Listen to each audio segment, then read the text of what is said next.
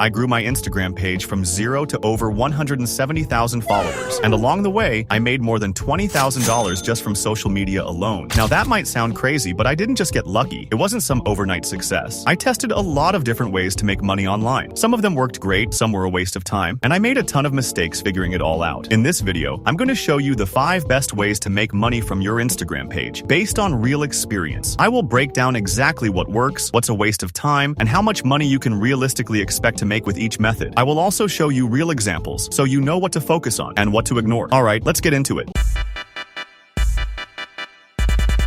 Let's start with the monetization method most people think makes creators rich. Platform ad revenue. This is when the platform pays you based on how many views your content gets. And yeah, in theory, that sounds great. You post a video, it gets views, and you get paid. Simple, right? But let me be honest with you. The actual payout is trash. A lot of beginners believe this is how most creators make their money. They see things like Instagram is finally paying creators, or you can make money just from views, and they think this is the secret. But it's not. Short-form ad revenue pays very little. And I'm not just saying that based on my own results. I've talked to tons of other creators and influencers, and 99% of them earn their money in completely different ways. Let's take Instagram, for example. They have something called the Reels bonus program. Sounds cool, but it's only available for few countries like the US and South Korea. It also comes and goes. Sometimes it's available, sometimes it's not. Most creators don't even have access to it. But let's say you're one of the lucky ones who do have access to the bonus. Is it worth it? Not really. Here's an example. Instagram recently re-rolled out their bonuses program. It generated 328.6 thousand views. Those are only bonus play views. Like, that's only the stuff that is counted. So that's not actually how many views I received this month. It's just off of what Instagram is qualifying for the bonuses program. And I ended up making... This creator got 300,000 views on her Reels and made around $30. That's an RPM, revenue per 1,000 views, of $0.1. That means if you were somehow able to pull 10 million views per month, which is a lot, you'd earn around $1,000. And that's assuming Instagram tracks and pays you correctly for every view. To give you some context, I have over 170,000 followers and usually get around 3 to 4 million views per month. So even if I was part of the bonus program, I'd maybe make around $300 per month. And that's not even guaranteed. Now, I get messages all the time from creators saying, "TZ, I don't have the bonus feature. I'm so unlucky." And honestly, you don't need to cry about it. It's not that deep. I don't have it either. And I don't even try to get into it. It just doesn't pay enough to matter. So yeah, we can already cross Instagram ad revenue off the list. It's not a reliable income stream. But what about other platforms? Let's move on to TikTok. TikTok has a program called the Creativity Program. It's kind of like Instagram's bonus, but better. It's more stable and more countries have access to it. But the key difference is that your videos have to be over 1 minute long to be eligible. So how much does it pay? Well, here's a real example from another creator. This is how much TikTok paid me for my video that got 100,000 views. 100,000 views, but 65,000 qualified for it to be calculated. So overall, I got... So they got around 100,000 views and earned between $20 to $100 depending on the RPM, which ranges from 20 cents to $1 per 1,000 views. That's already way better than Instagram. Let's say your average RPM is 50 cents and only half of your videos are eligible. You'd still need around 4 million views per month to earn $1,000. So yeah, TikTok pays better, but it's still not easy to make a full-time income unless you go viral consistently, post long-form content, and hit millions of views every month. Now let's take a quick look at YouTube Shorts. This is how much money I made from 1 million YouTube Shorts views. Well, here's my analytics. This is Shorts. This is 1 million views, and yeah, dollars, it's not very much, is it? YouTube recently added revenue sharing for Shorts too, but unfortunately the payout there is the lowest of all. In this video here, the creator made $50 for 1 million views. That's an RPM of just 5 cents. And after doing a bit of research, you'll see that the average RPM for YouTube Shorts is between 5 cents and 15 cents. So what can we learn from all this? Out of all short-form platforms, TikTok currently pays the best. But even TikTok doesn't pay enough to make it a solid, reliable income stream on its own. That's why almost every successful content creator out there has another tachos, way to earn money. A monetization method where they have more control, more leverage, and way higher earning potential. And that's what we're going to get into next.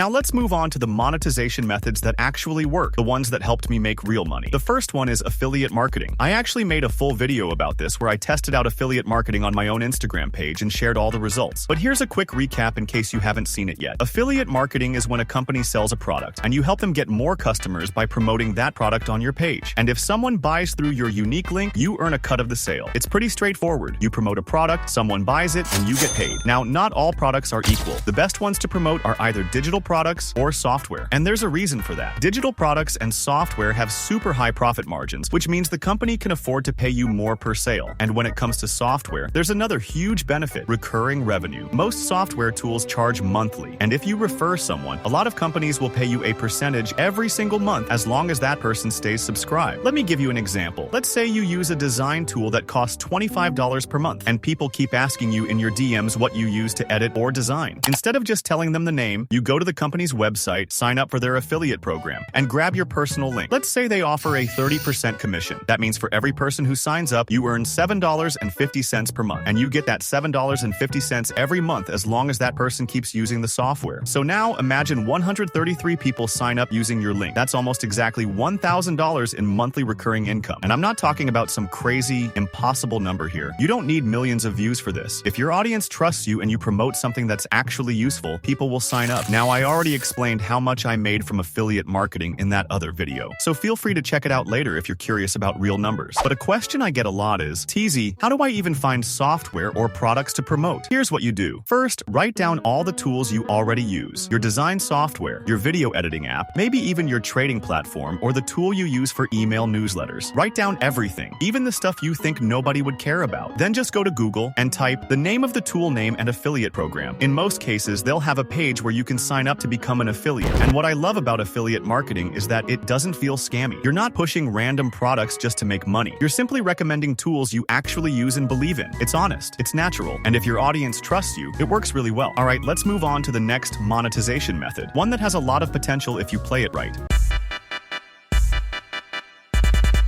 Now let's talk about sponsorships. When I first started out on Instagram, I didn't care about sponsorships at all. I thought you needed to have 1 million followers or be some kind of celebrity to get those deals. So for years, I completely ignored it. But as my page started to grow, something changed. I started getting emails from brands who actually wanted to pay me to promote their products. And after doing a few sponsorships, I realized there's a lot of money in this. So let's break it down. How much can you actually earn with a sponsored post? It depends on something called CPM, which stands for cost per mille. Basically, it's how much a brand is willing to pay for 1,000 views on your content. Now, your CPM depends on a few things, like your niche, your audience, your engagement, and even how well you can sell yourself. Most CPMs for influencer marketing are somewhere between $5 and $25. So let's just use $15 as an example to keep it simple. If your videos average 50,000 views and you charge a 15 CPM, that means you could charge $750 for one sponsored post. There's even a tool I like to use called Inspire.me. You can just Google Instagram Inspire Price Calculator, type in your username, and it'll give you a pretty good estimate of what you could charge based on your stats. For me, the tool says I could charge around $2,000 for a single Instagram post, and honestly, that number is possible, but it's already on the high end. Because here's the thing about sponsorships. It's like a big Turkish bazaar. Prices aren't fixed. There's no rule book that says this follower count equals this amount of money. It's all about how well you negotiate and how much value the brand thinks you bring. One creator might get paid $100 for a post. Another creator with the same following might get $1,000 just because they pitched themselves better or had stronger proof that their followers actually buy stuff. So if you want to make good money with sponsorships, you need to be proactive. You have to reach out to brands, build relationships, and learn how to negotiate. But here's why I think sponsorships are a goldmine. With just 4 or 5 high-quality sponsorship partners, I could easily earn $5,000 to $10,000 per month just from sponsorship deals alone. Now, to be clear, I'm not there yet. Right now, I'm still doing minimal outreach, and I haven't negotiated my rates as hard as I should. So most brands currently pay me somewhere between $500 and $1,000 per sponsored post, which is still solid, but I know there's more potential. If you want, let me know in the comments if I should make a video where I try to increase that number by doing outreach, testing offers, and showing you the full process. Alright, now let's get into the next monetization method. This one is the most powerful. It's also where I made the majority of my money so far.